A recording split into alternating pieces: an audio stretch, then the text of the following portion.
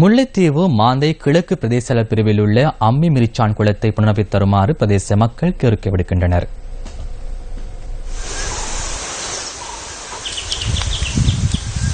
முல்லைத்தீவு மாந்தை கிழக்கு பிரதேச செயலாளர் பிரிவில் அமைந்துள்ளது அம்மி மிரிச்சான் குளம்.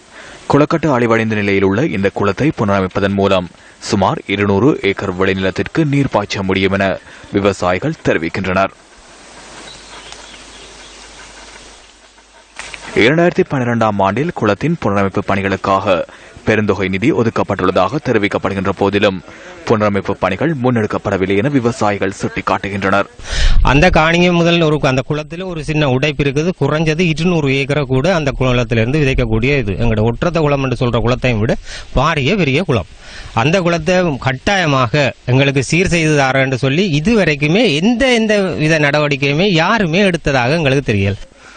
வடக்கின் வசந்தம் திட்டத்தின் கீழ் விவசாயத்துறையை மேம்படுத்துவதற்காக 3360 மில்லியன் ரூபாய் ஒதுக்கப்பட்ட போதிலும் பெரும்பாலான குளங்கள் புனரமைக்கப்படவில்லை.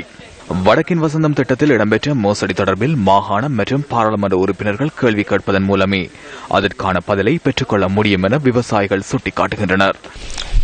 இது சம்பந்தப்பட்ட நிதி மோசடி நடந்திருக்கிறதோ என்னோ தெரியாது. அது சம்பந்தப்பட்டு எங்களுடைய பாராளுமன்ற உறுப்பினர்கள், நாங்கள் அனுப்பின பாராளுமன்ற உறுப்பினர்கள் இதுவரை காலமும் அது சம்பந்தப்பட்டு கதைக்கல. இவைகளுக்கும் எதுவும் பங்குதாரர்களோ தெரியாது.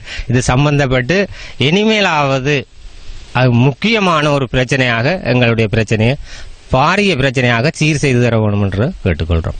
இந்த குளத்தை புனரமைப்பு செய்து தர சொல்லி மாகாண சபையை கேட்டிருக்கிறோம். அவையிலும் இதை ஒரு ஒழுங்கு செஞ்சு எங்களுக்கு தார மாதிரி தெரியல. குளத்து தண்ணி இல்லாம கஷ்டப்படுறோம். சின்ன பயிர் செய்யலும் கிணத்தில் எங்களுக்கு தண்ணி இல்லை. அன்றாட கூலி வேலைக்கு போக வேண்டிய கட்டத்தில் நாங்கள் வாழ்ந்து கொண்டிருக்கிறோம்.